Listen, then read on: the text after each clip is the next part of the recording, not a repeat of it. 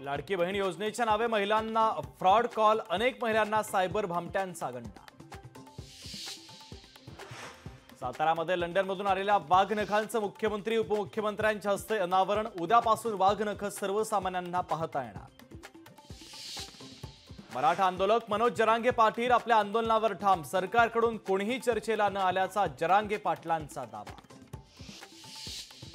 प्रादेशिक प्रभाव ज्याचा त्याला जास्त जागा, महाविकास आघाडीचा संजय राऊतांनी सांगितला फॉर्म्युला।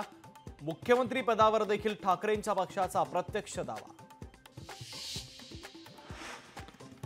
क्रॉस वोटिंग करणाऱ्या 7 आमदारांवर कारवाई करण्यास काँग्रेसची टाळाटाळ, कारवाईची आजची डेडलाईन टळली, लवकरच कारवाई करण्याचं काँग्रेस नेत्यांची ग्वाही। महायुतीतले मित्रपक्ष समन्वयाने निवडणूक लढवणार, पंकजा मुंडे यांची भाजपच्या कोर कमिटीच्या बैठकीनंतर माहिती। विरोधकांना खोटा नरेटिव्ह खोडून काढण्याचा भाजपचा निश्चय।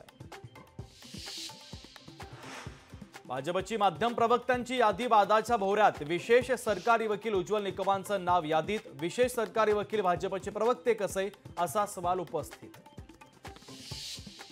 विशाळगड हिंसाचार प्रकरणामध्ये पोलिसांची चौकशी, पोलिसांनी हलगर्जीपणा केल्यास कारवाई होणार, गावकऱ्यांना मदत देण्याचं पालकमंत्री हसन मुश्रीफांचं आश्वासन।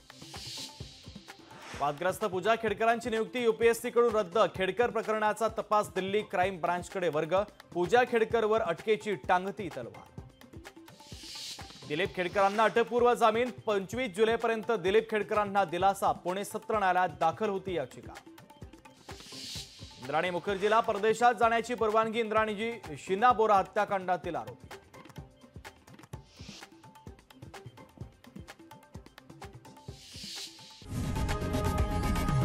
लोकशाही मराठी ऐका, पहा, जागरूक रहा।